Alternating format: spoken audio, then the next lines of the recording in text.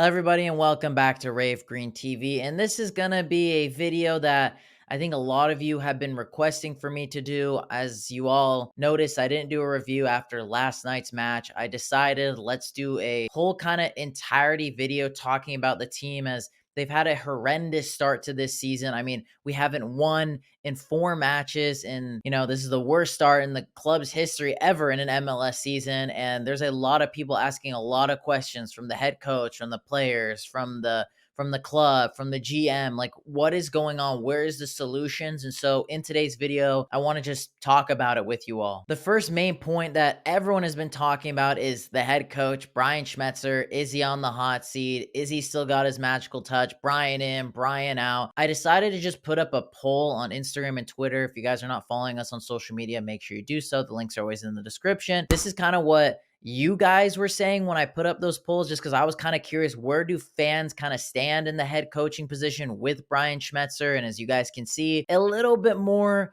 are leaning more towards Brian out. There's still a decent amount of people that are saying Brian in. In regards to my opinion with Brian, I don't think he is the main problem. I don't think he's even the biggest problem of this whole situation. Of course, I've always been on kind of both sides of the argument of Brian in and Brian out, maybe leaning a little bit more towards Brian out. But when it comes to the problems right now with the Sounders, it is a whole big situation. We've talked about it many times on this channel. Me in particular, I've talked about the issues that have been needing to be addressed for multiple seasons since around 2022 when we won the CCL. There was obviously a clear drop off from this team after we won CCL where we weren't able to make the playoffs that year. That was glaring issue number one. Yes, we won CCL, that paved over the cracks, but it shouldn't excuse us finishing, I believe, in like one of the bottom 3 teams in the Western Conference or bottom 4, whatever it may be. It was an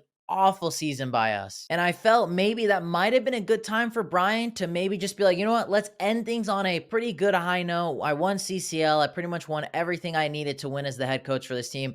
Maybe it's okay for me to step down, or maybe someone else should take the mantle of this team. Or it was time for us to move on from certain players and start embedding a new generation of talent, be it with more of our younger kids, bringing in new fresh blood and signings, letting go of the old guard. And you know what we did? We didn't do any of it. And that's kind of where it all began and has gone south. I think there's many things that we've noticed from fans as well with the attendance. I mean, the attendance from the first 2 games of this season is the biggest drop off I think we've ever had. I think before we averaged about 40,000 plus for our first 2 home matches of every single season. But this year it's around 30,000. Don't quote me on the statistic, but it's somewhere around there, which is another alarming thing to talk about because fans are clearly seeing the issues. And I know I just went a little bit off topic, but we are seeing the problems. Fans are kind of getting fed up with it. And then we go into 2023 again. The finishing in second place paved over the many cracks of that season where we weren't able to compete in any of the cup competitions. We honestly weren't a threat of a team. Yes, we finished in second place, but the Western Conference was a really bad conference that year, and we never beat any of the standout teams when we played against any of the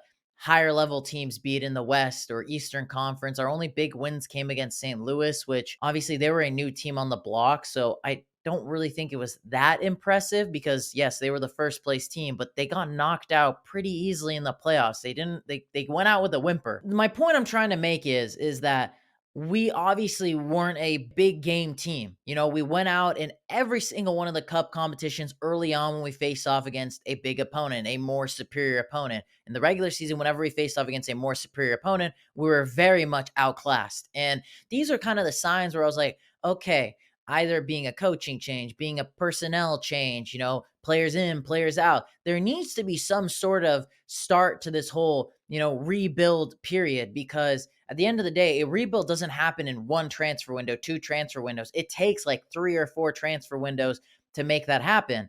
And we chose not to do it. And back to the original point about Brian Schmetzer and where I stand, what is his fault and what is not his fault. because I think that context plays a part in it. Since we won the CCL back in 2022, and I'd even argue since the back half of 2021 going into that playoff game against RSL, I feel like Brian has lost his touch a little bit, be it because the message is getting stale, be it because the personnel is getting stale. You could tell that he's not the big game coach he once was in regards to like his MLS play in playoffs and whatnot. It's really starting to get very dry, his tactics, and sticking with the same players. And I know he doesn't deal with transfers, and we'll get on talking about the man that does deal with transfers, but he doesn't help himself with the tactics we play, basically, is what I'm trying to say is. Again, I'm not saying he is at all the sole purpose to blame, but he is about 25% of it. And I wouldn't necessarily saying sacking him will solve all of our problems, but if you know football, soccer, in the world of this game, you can't sack the 18 plus players on a team. You can't just sack, you can't fire, the club board. The reality is the scapegoat, the man that you have to change when things hit the fan, when shit hits the fan, it is the coach. Regardless of what the other problems are, he's the guy that takes the fault for it, because that's just kind of how these things go. He's the man that picks the lineups. He dictates what happens in the games. And obviously, he can't control what the players do on the field, but he's the one who puts out the lineup. He's the one who entrusts these players. And he's the one on paper that will get the most flack. But the reality is, I think he only takes like 20 to 25% of the blame. But he does not help himself, is what I'm trying to allude to, is with his tactics, with how much seems like he's lost his touch. He's not as much of a big game coach as he used to be, in my opinion. And just constantly always persisting with the same team. I think, especially most recently, one of our bigger issues is, in the striking position, especially the last 2 years, someone that can score goals consistently. And the problem I have with Brian is we all know Jordan Morris ain't it. And I'm talking particularly in this season. He ain't it. And I've said it, he ain't it for a while, but I'm glad most of us have come to the agreement about how Jordan Morris just ain't it as a player anymore. He has been, ever since he tore that second ACL when he went to Swansea, we made such a big mistake, again, slightly off topic, not to have just sold him then and there after 2020. The fact that we loaned him out instead of just selling him flat out was such an L. It was such, again, bad business by us, which again, I'll allude to more about our bad business. He ain't it. But Brian, for 4 straight games, has started him and played him, I think, over at least 80 some minutes each game. And he has done nothing. Musovski has had very limited minutes and already has a goal. Raúl, yes, both his goals have come from the spot, but his play is a lot more positive than Jordan. Jordan's had chances. When he's cleared through on goal, he looks very hesitant. He doesn't look confident, and he looks just bad. And so, in my opinion, these are moments where Brian's like, okay, I got to change things up. Jordan's been bad for 3 games. Maybe in this game against San Jose, we start Musovski. These are things that frustrate me about Brian and his personnel, his tactics. Then in regards to the transfers, Craig Weibel, the ownership, there's a combination of, I feel like, how I talked about how fans are clearly annoyed. We're seeing a big downward spiral in attendance. That comes down to the ownership and Craig Weibel, because ownership, I think, has become so complacent and so okay knowing that, Sounders, we have a great fan base. We know that the fans will turn out no matter win or loss, this and that. We see that in the increases in ticket prices, astronomical increases. We see it in the season ticket packages that fans get. I mean, I've spoken about this with many of my friends who are season ticket holders. And if you are, let's see if you can agree with this. But in years past, I've been a season ticket holder since 2013. You used to get the coolest boxes and just the coolest, season ticket exclusive thing, something that makes you feel special in that season ticket package. But over the last couple of years, they have just gone poor and just more, just sad, just like least rewarding stuff you can give the season ticket members the last couple of years. It's just like, it's so just pathetic, like how they don't reward people that are putting thousands, if not hundreds of dollars into accepting that they will attend X amount of games for an entirety of the season to support this team. And who knows who else goes to away games and whatnot, to not reward them with those cool packages, making it feel special. And just like that part is another factor to it. And that comes down the club, the organization. And there's probably more to it in my opinion. But then in regards to the transfer business that fans are the most upset about, I think our transfer business has been really bad since 2020, I'd say. I think we did a great job that year in 2020. We brought in the likes of Paulo, Yeimar. I think our team was really good. But going into like 2021, 2022, there was a clear shift in guard. 2021, we did such a good job using players because we had a plethora of injuries that year. We had a bit of a depleted squad. A lot of people backed us that year to not make the playoffs, but Brian worked his magic. I think that was the last year before, like, leading into that playoff match against Salt Lake. We had like a 7-8 game, like, streak where we choked, finishing first in the West. You guys all probably remember that. That's where I think the beginning to the end began for us and kind of how we played in MLS. But, you could see Brian really rang out the last little bit of juice out of all those players in that 2021 season where we were really, really good for 75% of that season. But that was kind of, for me, the beginning where the shift needed to change, in my opinion. I think we needed to address going into 2022. We decided we're just gonna, Garth, in a very smart way, put all his eggs in the basket to win CCL. We did that, and then he kind of jumped ship afterwards. That left a bit of a situation for Craig Weibel to deal with, to where he had to make his statement, make his implant in the squad. And for 2022, he didn't do anything.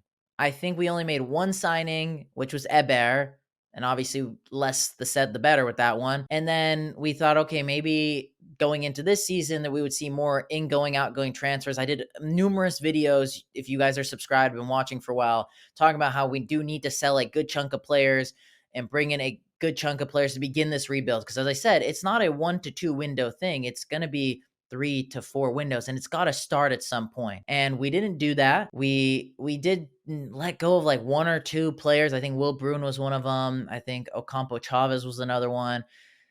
We sold a couple players, but we didn't really, other than De La Vega, we didn't really bring that many players in. I felt like we could have sold more players for big money, because I know the big excuse is we don't have money, we're tight on the salary cap, or whatever it may be, even though we have, I think, 2 U22 initiative spots available that we could have possibly used, or whatever it may be. We're tight on money. Then why don't we sell some players that we can make good money off of, be it the likes of, a Nouhou, a Liao Chu, who that was like 3 videos we talked about how we should have sold him for the money that we got from Fluminense, that 5 million. I mean, we could have bought someone huge in the summer transfer window with that kind of money if we decided to let go of Raúl, cut his DP deal in the summer because we desperately needed a striker. That's a huge blow. It's just like, there's places where we can make money, be it in the outside back positions from Nouhou or Alex Roldan, who are both international players for Cameroon and for El Salvador that have high values because they are those players, especially Nouhou. He's a left back that I know he's a fan favorite, but the reality is he's a cash cow, in my opinion. He's a guy that we can make so much money off of in a position that does not make it or break it for our team, where we have plenty of youngsters that can fill in and get to that par of Nouhou, if not better. Yes, they might not be as good as Nouhou, but like Nouhou has been on a little bit of a downward spiral, in my opinion. I think a lot of fans are actually starting to get a little bit of annoyed with his positioning, how he's playing, his defensive work, all those things. That's an area we could have made some money on, be it maybe selling one of the youngsters, Josh, Obed, Danny, whoever it may be. We have so many young midfielders. We just have so many midfielders. And there's been rumors where, Wolves have been interested in Reed and Obed. Celtic as well have been interested in Obed. Why not do like an Alphonso Davies, a Brendan Aronson, just sell them and then, add a clause where if they make more transfers to bigger clubs, we still get part of that money. We also have too many young players I think don't get enough minutes as well. That's a huge problem, I think. Either if we're not going to give them the minutes, then sell them and, add that clause where we make more money as more and more they build on in their careers, or play them, don't give the older guys that many minutes and, prioritize more of the youngsters. It's just, we're not doing either. We're just kind of sitting down and just being like, we'll do neither. And that's a big problem, in my opinion. That's a huge problem. We're sitting on good money that we could be making. We're not ruthless with our transfer business, bringing in players, addressing problems in positions that we need more goals, be it stronger defensive stability. I think we all know that. We see that there's some lapse in judgments by any of the players across the back line, be it Alex, Nouhou, Ragen, Yeimar. They all have lapses. None of them are all perfect every single game. One of them always just has an absolute bimbo match. And then as well, offensively, we don't have any creativity. Yes, I think Craig did a great job bringing in De La Vega. I mean, I think that was a great job, but there was just kind of more that needed to be done. That was the right step in the right direction, but there was more. And that's the problem is, when you think about it, outside of Rusnák and Pedro, those are the only two big signings the team has made. And Rusnák was on a free. So it depends on, do you consider him even a big signing at that point? Because he was a free transfer. Yes, he was a DP, but Pedro's the only big signing this club has made in about 3 to 4 years. That's really like complacency. That's the problem. That's the problem I'm talking about with the club and Craig. That side of it, the business side, the management side, the Sounders Club organization side of things, where you guys are sitting on our laurels, our past success, and you guys aren't trying to build in an ever so changing league. MLS is a lot more different than it was like just even 3 years ago. The league is changing, and we are just sitting on our hand, just being like, oh, we'll still be fine with our same players. No, no, no, no, no, no. We're not going to be fine if we don't start adapting as well. That's the huge problem. And of course, we unfortunately didn't get to see much of Pedro so far, which really sucks. And I know this might be controversial. That injury, I think, comes down on Brian, because obviously he was on minutes restriction when he came in with us. He was just getting back to full fitness. I think he did a great job on how many minutes he gave him against LAFC, then decided to start him for 70 plus minutes against Austin. And that's why he got hurt. These are the small things that make me upset with Brian. And I know a lot of you are going to bring up the injury issues, especially this season. I think it's a pathetic excuse. I'm sorry if you think that, because every team has injuries, and we have seen, and this is going to be the main argument that you guys just can't clap back at this. We have had, like, let's say, for example, 2014 or 2019 or 2021, one that probably a lot of you can remember. Those 3 years, 2014 was the year we won the Supporter Shield. There were many, many games where we didn't have Clinton Oba and our big star players, but the rest of the team stepped up. That's why we were so consistent to win a Supporter Shield. 2019, remember, for example, the game that Danny Leyva scored his first goal in against the Whitecaps? We were playing Justin Dillon, young Danny Leyva, a really heavily rotated squad, but we still beat Vancouver, and we still went on to win a MLS Cup that year. 2021, our squad was a ragtag bunch, but we were so close to being the best team in the Western Conference. Injuries is not a valid excuse for the Brian argument. I know a lot of people are like, well, let Brian have the whole lineup and we'll see what he does. Yes, it will help a little bit, but the reality is these were our easiest games, and our lineup that we're still putting out now, it's not bad. It's not even that atrocious. You look at it and I was like, it's a pretty good squad. Most teams would kill for the squad that we are putting out for those first 3 to 4 games to start this season. But to not win a single game against the likes of LAFC, who clearly this season are susceptible to losing because they have won some, lost some horrifically badly. They've been up and down. Austin FC, who are as well like us, let's shake hands with them, winless so far to start this season. Colorado, who are just not so far, it just hasn't seemed like it's clicked. And then as well with San Jose, who hadn't won a game as well going into that match. These are winnable matches regardless of the lineup. We can't make the excuse of we have a butt ton of injuries. Every team has injuries, and it's partially our own fault. If you're going to have an old man squad, you're going to have injuries because we're more susceptible to it because your team is older. And at the same time, we can't boast about how great Obed Vargas is, Josh Atencio is, how great Cody Baker, Jackson Reagan, Jordan Morris, whoever it may be. Then when they have to play and we don't play well because we're playing with a makeshift lineup, we're like, oh, well, we're playing with our B team. It doesn't go both ways, guys. If you think these players are talented, then you can't make the excuse, well, this is our B team. This isn't our full strength starting 11. We've seen the next man up mentality from years past. That has not hindered us before. This is not a valid excuse for the Brian Schmetzer in or out argument. That doesn't matter. He has the team that he has. Brian, if he really, part of me, again, as I said, he doesn't push for the transfers. But if Brian really wanted some more players, we've seen this in many leagues around the world and with many managers, he would push Craig and whoever it may be in the general office to be like, hey, I need this player brought in. I need this player brought in. I need some more tools in this team. But he seems, I'm not saying he should throw players under the bus or anything, but for example, during that, the off season, I made a post about talking about how Brian basically confirmed we weren't buying a new striker, and he was happy to have Raúl and Jordan competing as our main strikers for this season. It's like, well, you got what you got and you can't throw a fit, these are the tools you said you were cool with having, and you have them, and they're both starting, and you're actually starting them together, and you can't really muster up any wins. That's why I still think there's blame for Brian, because it doesn't matter if, even if we had our full strength team, and he's done it with a rotated squad many times. Like, for example, the game, dude, what was it, 2021, we went to Austin. I was at that game. We played like all the young kids, but we went to Austin and still won the game with a heavily rotated team. Like, we can't boast when we do things like that. And then when we're in the same pickle as before, we're like, oh, well, we have a rotated team. That's why we're not winning games. I mean, either way, this team that we're putting out should at least be able to win one of these matches that we played.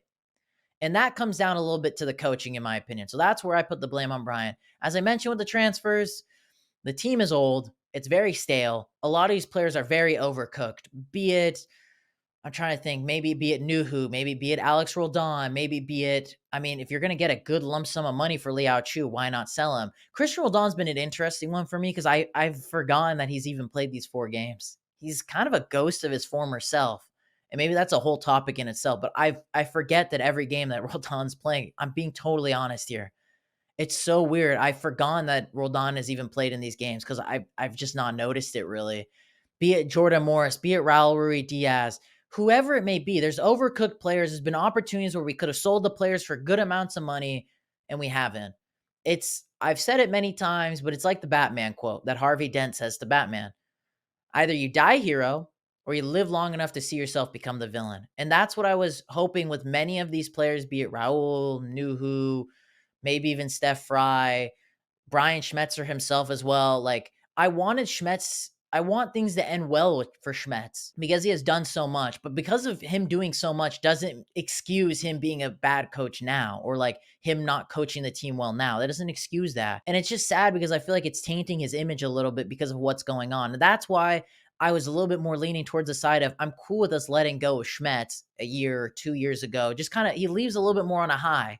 Kind of like when Zidane left Real Madrid so unexpectedly. Everyone's like, why did Zidane leave Real? He just won their, third Champions League in a row with them? But like, that's like a big baller move in my opinion. You know, he's leaving when he knows shit might hit the fan. And I was kind of hoping maybe something like that, or the club recognized that maybe there needs to be a shift in the guard in the head coaching position. Same thing with certain players and whatnot. You know, we're not striking while the iron is hot when it comes to our ingoing, outgoing transfers. That's my problem. And you can tell that with this team, it's very overcooked. Fans are really fed up with a lot of the players on this team. A lot of them.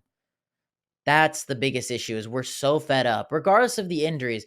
Even when JP or Albert come back, and something I was wanting to do a video on was talk about how this season could be Albert's like big year finally for the Sounders, getting entrusted finally, being the main number 10 for us for the entirety of a season. Sadly, he's gone hurt before then, but you know, him getting that guard, being the main starting cam, I'm hoping that will hopefully still come to fruition. That was something I was going to talk about. I didn't get a chance to, unfortunately, but I'll mention it now briefly. You know, Frei is now back, and you know, a small topic about that. I personally would have kept starting Andrew Thomas, because as much as this start of this season has been really, really dookie, Andrew Thomas has been sensational, to say the least. I'm not going to sugarcoat it.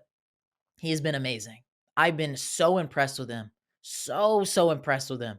I just thought he was just going to be like a Andrew Weber type of guy, if you guys remember him, or a Brian Meredith, where he's just going to play. He kind of does what he has to do. And then, you know, whenever Gashperning came back or Frei came back, he's back in the starting goalkeeper position. But Andrew Thomas truly deserved to have kept on starting. He was the one bright spot, in my opinion, of this team to start the season. And that's what annoys me, is like, players aren't playing off of merit. Like, we're starting Morris multiple games and he's been shit. And like, you already know next game, I think we play the Galaxy in LA. Musasi is not going to start, even though he came off the bench and helped change the game. And same thing with Cody. Like, Cody came on against San Jose, completely changed the game due to his crossing and how good he was to help the attack. Cody's been great every time he has come on, especially even in the game against Colorado. He took on 3 players and absolutely diced them, but we were down to 10 men. No one was in the box. Players aren't playing off of merit who are clearly hungry, or we're playing the players that are dropping stinkers and are complacent and don't really seem like, they just don't seem like they give a shit sometimes, in my opinion. You know, like players like Cody, Thomas, Musovski are coming on and changing games. Pedro, for example, as well. The new guys, the young guys, the hungrier players are the ones changing the matches for us. Not this old guard that Brian are like, oh, you know what? You'll keep starting Jordan. You'll keep starting Raúl. You'll keep starting Liao Chu, even though you guys are just putting up mid as fuck performances sometimes. You're okay. Musovski, hit the bench. Cody, hit the bench, bro. You changed the game, but you're not going to start for me. I think that part's a little bit annoying because these players are coming on, clearly making an impact, changing the matches for us, but they're not being rewarded for it. That's a big problem in my opinion, and that comes down to Brian too. But as I said, he's not the biggest issue. I think Craig as well is a big part of it. He's another, I would say 30% of this. The club organization that have just, they know they're filling up their pockets with our money from our season tickets, buying jerseys, always being in the top seller with kits, thinking about the 2026 World Cup instead of realizing the here and now. This could be a really bad downfall for this team if something doesn't happen. And you might be wondering what could be a solution, Cheyenne, for the team right now. I think at the end of the day, we're going to kind of have to accept that the first half of the season might be a tough one for us. It might be a tough one. And that's okay because the positive notes, let's go into some positives, talking about what I think we can do to salvage the remainder of the season. There's still plenty of weight, to go. There's still the Open Cup, there's still the Leagues Cup. There's plenty of cup competitions that, regardless of our form in the MLS, standings, we can still go on and win a trophy or at least do well, make a statement. And luckily, because of how many teams can make the playoffs, me and you guys, we could make the playoffs for how many teams they let into this. We just have to have a good ending to the season, kind of like what Sporting Kansas City had last year, for example. But that's only going to happen if we start getting it together. We can't just be like, oh, first half of the season, it's totally okay that we're fucking up now. But that means there's going to be a lot of pressure for us to have to win out game after game after game to make the playoffs, kind of like what we did in 2016. That means there's going to be even more pressure and more emphasis on every single match. I wouldn't mind if we had a little bit of a cushion, kind of like what we did last year, because, we started off the season really well, and then we went through a really bad dry period before the playoffs. But because we had that cushion, it was not that big of a deal. Obviously, we're not going to have that big of a cushion compared to last year, but I wouldn't mind if we just had a little bit of a cushion, And it doesn't matter how you start. It really matters how you finish. But I'm not saying let's rest our laurels on that, being like, oh, it's okay. Like, we're shit in the bed now. We could definitely do it at the end. That's kind of a little bit of a negative mindset, in my opinion. A little bit of a, it's just not a positive mindset to really just put the pressure on the back half of the season. I think the most important part is that we make a striker signing during this offseason. I think it wouldn't hurt if we maybe sold one or two players, if we can, for big money, be it Liao Chu, maybe Nouhou, whoever it may be. May recoup, get some big money. We have some U22 initiative spots, I believe, that are open. Get rid of some players, bring in a few. This isn't going to be the end all be all transfer window. Whoops. But, start this revamp for this team. It's got to start now. Someday this has got to start. And it's going to have to start now. I mean, we decided not to start it sooner because we rested on our laurels and we're like, we'll be fine with this group of players. But I was saying it for multiple transfer windows. We need to start doing something because something is better than nothing. Nothing's going to change if nothing's going to change.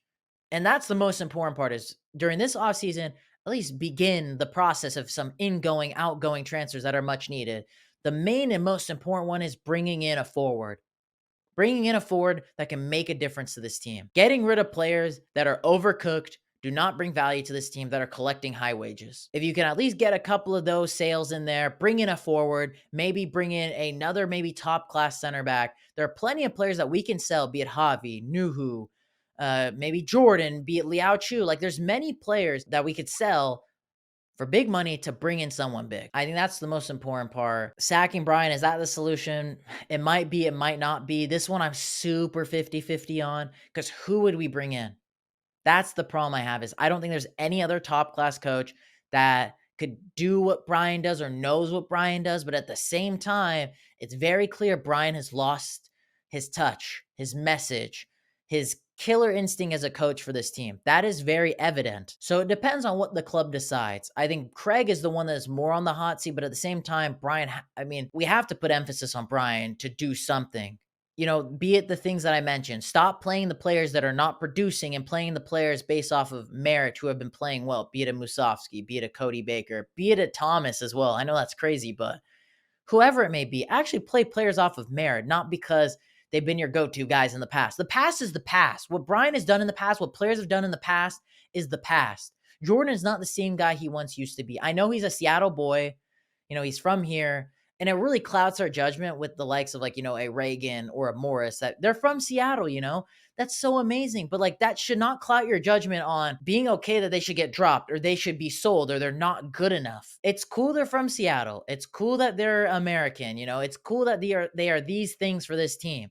But if they are not producing, they shouldn't play for this team. That's the reality. I mean, I think for Brian's sake, he's got to make some changes, be it with personnel in the lineup with what we have. Once players come back, it'll help him add some more flexibility. Craig, you got to make some good signings. You got to sell some players that clearly aren't doing it for us anymore, be it in the summer transfer window. The organization, I know they came out back in 2016 with an apology letter for how bad we started the first half of last year. Do you guys still give a shit about us fans? That's what I'm curious about. Or are you guys mainly focused on, we have a new training facility, the 2026 World Cup's coming here, instead of worrying about the here and now and maybe this club could be on a downward spiral? These are all things that need to be addressed, need to be talked about. And it's all these things. And we can't forget the players themselves, be it the big name players that have been here for years, like a Jordan, like a Raúl, like a Albert, like a Steph Frei, these guys are all I mentioned, experienced in MLS for many years. A lot of these are not kids. These are grown ass men that have done it and they've been here for a long time. Can they step up? Because they're the ones that are right now, they're the ones that aren't doing it. And it's all these other players that are more hungrier, that want their jobs, want these opportunities. Will you guys step up? And if they're not gonna, to Craig, to Brian, to the club, it's time to axe them. Seriously, why do we have to keep them because of what they did in the past? The past is the past. That's all great and all. There's many players that we've had on this team, be it a Jovan Jones, a Kelvin Leerdam, a Tyrone Mears. I don't know. You guys know who I'm talking about. The players that were clutch for us many years. Like, for example, with Kelvin Leerdam, he was a big reason we won MLS Cup 2019. He was a big part of why we made MLS Cup 2020. He was arguably the best right back for 2 years running, but we didn't hesitate to sell him for big money. Same thing with the likes of Brad Smith when we first originally sold him after 2019, when we sold him to DC for a heaps amount of money. Like, these are players that were crucial for us, but we didn't hesitate when good offers came in and maybe, hey, they might not be able to give the same amount that they used to. So maybe it'd be a good time to sell them now while they have some value. Because most of these guys on our team don't really have much value, but you could still sell them for some sorts of money. I know this is a really, really long video, and if you made it to the end, big shout out to you. Big shout out to all you guys. I mentioned in the post for this video, this is going to honestly be my last video talking about the team in a live format for a while until maybe we see a few wins and whatnot. Obviously, I'll still be doing my fan cams for 4 more matches remaining this season. The ones that I've posted about, I'll throw it up somewhere up here for the other games I'll be doing fan cams at. That'll still be happening. I'll still do the pre-planned videos that I have, the quick fire questions with some of the players, the 1K special video. It's been a lot in the works, but it's happening. Things are slowly rolling around. That video, it's going to be super special. So the planned videos are still going to happen. Fan cams will still happen at the matches that I've decided on doing fan cams for. But in regards to reviews, talking about the team, I've mentioned all these things so many times, and I'm just getting really tired of talking about the same thing. I've kind of lost the interest of talking about this team because there's not much positive to talk about. It's just the same stuff that I've been preaching that many fans didn't want to agree with, and I think that's fine if you don't want to agree with it. I got a lot of flack for it, but now many of you are noticing, oh, maybe Sean wasn't totally off with what he was saying with personnel, coaching, tactics, transfers, whatever it may be. I'm just getting tired of talking about it because I've been talking about it for 2 seasons straight and nothing has changed. And the definition of insanity is doing the same thing over and over again and expecting a different result. And so I'm waving the white flag saying, I'm kind of done talking about it. So until we get a few wins, maybe get a win, don't expect many videos talking about the team for the time being. But in regards to the planned videos, quick fire questions, 1K special, fan cams, those will all still be happening, so you guys don't need to worry about it. I'll be responding to all of your guys' comments in the comment section of this video, so you guys got to let me know in your thoughts. Do you guys agree with the stuff I said? What do you guys think are some of the problems with this team? What are the changes that need to happen for this team? That's the most important part. And then, by the way, if you're not subscribed to the Patreon, make sure you're subscribed. And big shout out to our Patreon members, because your guys' support means a lot to me, and that's one big way you guys can help support the channel. And me getting new equipment, doing the many away days, the extra content that I can do on this channel is if you're a Patreon member. There's always a link down in the description. Make sure to subscribe. It's only like $1 a month. Really, really cheap, affordable. I make it for you guys. You can participate in those player interviews and helping me with videos, giving me ideas. What do you guys think would be a good idea? But nonetheless, boys and girls, let me know your guys' thoughts and comments down below. Smash the like button on today's video. Subscribe if you're not subscribed already. And I hope you all have a lovely day.